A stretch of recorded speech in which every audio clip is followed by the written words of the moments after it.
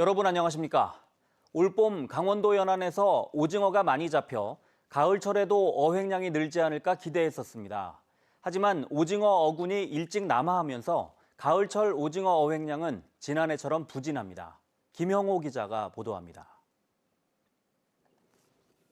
동해시 묵호항입니다. 오징어 체납기 어선 10여 척 가운데 조업을 나가지 않은 어선들이 보입니다. 본격적인 오징어 조업 시기에 접어들었지만 어획량은 기대에 못 미치고 있습니다. 어선마다 잡아오는 오징어는 400에서 500마리에 불과합니다. 화로회로 팔리는 오징어 값은 2마리에 10,000원 수준을 유지하고 있습니다. 다른 쪽에 좀 나긴 나는데 이 앞에 쪽에 좀 안 나니까 저 어민들은 조금 어렵죠. 봄에만 안 나던 자방오징어만 많이 나고 지금은 뭐 거의 작년하고 비슷할 것 같습니다. 강원 동해안에서는 상반기에만 4,000톤가량이 잡혔는데 하반기에 현재까지 잡힌 오징어는 1,500톤에 불과합니다. 가을철 오징어는 살이 두툼해 상품성이 좋아 냉동이나 건조용으로 가공되는 원료이기도 합니다. 근해 체납기가 러시아 원정 조업으로 잡아온 어획량도 지난해 절반 수준에 불과해 오징어 수급에 어려움이 예상됩니다. 강원 동해안은 오징어 조업 선박도 줄어 국내 전체 오징어 어획량에서 차지하는 비중이 10%도 되지 않습니다. 수산당국은 강원 연안의 수온이 평년보다 1에서 3도 낮아 오징어 어군이 최근 이동했다고 밝혔습니다. 저수온 분포는 가을철 산란을 위해 남쪽으로 이동하는 오징어가 보다 일찍 강원 근해를 빠져나가는 데 영향을 줄 수 있습니다. 현재 오징어 어장은 경북 근해를 중심으로 형성되고 있습니다. 해양 환경 변화로 여름에는 서해안에서 오징어가 대량으로 잡히는 것도 강원도 오징어 조업의 침체를 가속화시키고 있습니다. MBC 뉴스 김영호입니다. 코로나19로 올해 외국인 계절 근로자 입국이 무산돼 농촌 일손 구하기가 힘들었는데 대체 인력 투입이 가능해졌습니다. 대상은 국내 취업 기간이 만료된 비전문 취업 외국인 근로자인데 농업 기술은 다소 떨어지지만 대부분 의사소통이 가능하다는 게 장점입니다. 박민기 기자입니다. 일손이 부족해 마수하기 늦어진 농가 비닐하우스에 반가운 손님이 찾아왔습니다. 5년 전 코리아 드림을 안고 방글라데시에서 입국한 외국인 근로자 2명이 농가 일손을 보태고 있습니다. 코로나19로 외국인 계절 근로자가 사라진 공백을 국내 취업 기간이 만료된 비전문 취업 자격 외국인으로 채운 결과입니다. 베트남이나 태국 등 농업 인력으로 특화된 계절 근로자보다 농업 기술은 못하지만 대부분 3년 이상 한국에 머물러 의사소통이 원활합니다. 공장에서 일하던 친구들이라 처음에는 좀 서툴렀는데 일단 뭐 말이 통하니까 좀 가르치고 그러니까 지금 많이 좋아져서 일 열심히 해줘서 도움을 많이 받고 있습니다. 비닐하우스에서 파프리카를 수확하는 네팔 부부 근로자는 농촌 생활에 어렵지 않게 적응하고 있습니다. 이처럼 비전문 취업 비자가 끝났지만 코로나19로 귀국길이 막혀 양구에서 계절 근로에 참여하는 외국인 근로자는 모두 16명. 올해 양구에 배정된 외국인 계절 근로자 608명에는 크게 못 미치지만 한 명의 일손이 아쉬운 농촌에서는 없어서는 안 될 인력입니다.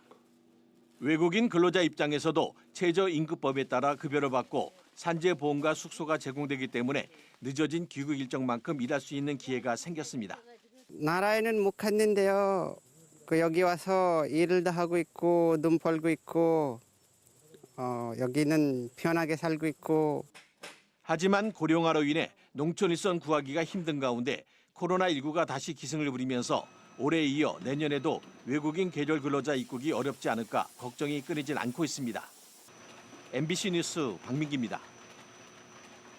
강원 영동 지역에 건조주의보가 발효된 가운데 아찔한 화재가 잇따랐습니다. 오늘 오전 11시 55분쯤 비무장지대 인근 고성군 현내면 마달리의 야산에서 불이 나 1헥타르를 태우고 4시간여 만에 진화됐습니다. 이에 앞서 오늘 오전 8시 50분쯤 강릉시 사천면 산대원리의 한 폐기물 창고에서 불이 나 건물 296제곱미터를 태우고 8시간여 만에 진화됐습니다. 어젯밤 10시 20분쯤에는 삼척시 노곡면 고자리의 우사에서 발생한 화재가 산불로 번져 산림 0.6헥타르를 태우고 4시간여 만에 꺼졌습니다. 오늘 오전 11시쯤 양양군 서면 오색리의 한 호텔 주변에서 K7 승용차가 10m 아래로 떨어졌습니다. 이 사고로 운전자 70대 남성과 함께 타고 있던 60대 여성이 숨졌습니다. 경찰은 정확한 사고 경위를 조사하고 있습니다. 양양공항의 광주, 부산 노선 운항이 연장됩니다. 티웨이 항공은 당초 연말까지 양양, 광주, 양양, 부산 노선을 부정기편으로 운항할 계획이었지만 다음 달 7일부터 양양, 김해 정기편을 취항해 하루 한 번 왕복 운항합니다. 또 광주 노선도 내년 3월까지 하루 한 차례 왕복 운항 일정을 확정해 특별 할인 판매합니다. 강원도가 다음 달 4일 원주지방국토관리청에서 국토부와 경기도, 춘천시, 가평군, 남양주시와 함께 제2경춘국도 노선안에 대한 실무협의회를 엽니다. 이번 협의회에서 춘천시 안과 가평군 안이 어느 정도 반영돼 최종 합의안이 나올지 관심입니다. 강원도는 내년 6월 기본계획 용역 기한안에 노선이 결정돼야 한다고 밝혔습니다. 남부발전의 영동지역 풍력발전 사업이 어려움을 겪고 있습니다. 남부발전은 모두 2,550억 원을 들여 강릉 안인의 60메가와트, 삼척 600산의 30메가와트 규모의 풍력발전소 설치를 추진했지만 사업 지역의 생태자연도 등급이 높게 나오자 개발 허가를 자진 취하했습니다. 남부발전은 사업을 포기한 건 아니고 발전기 위치 변경 등을 검토하고 있다고 밝혔습니다. 강원FC가 FC서울과의 원정 경기에서 무승부를 기록하며 파이널 B 최고 순위인 7위를 확정지었습니다.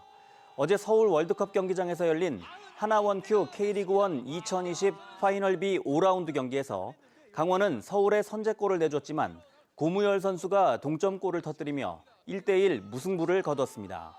이로써 강원은 한 단계 아래 순위인 서울과 승점 5점 차를 유지해 남은 한 경기 결과와 상관없이 파이널 B 최고 순위인 7위를 확정했습니다. 강원FC는 오는 31일 오후 3시 춘천 송암 경기장에서 수원 삼성과 시즌 최종전을 유관중 경기로 치릅니다.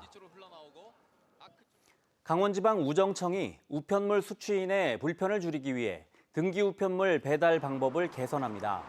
이번 조치로 도내 모든 지역에서 장소 지정을 통한 등기우편물 비대면 배달이 가능해집니다.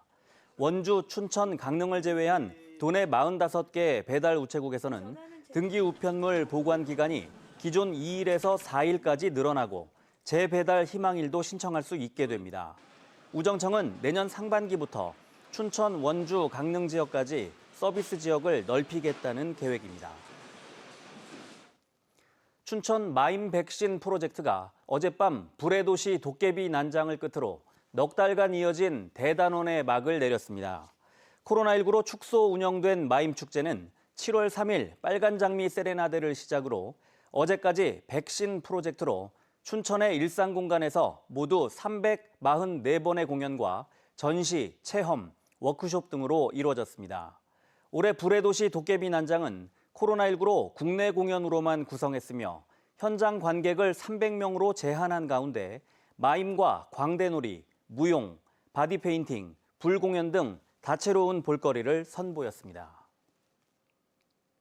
내년도 어촌뉴딜 300사업 대상지를 선정하는 해양수산부의 현장평가가 다음 주 도내에서 열립니다.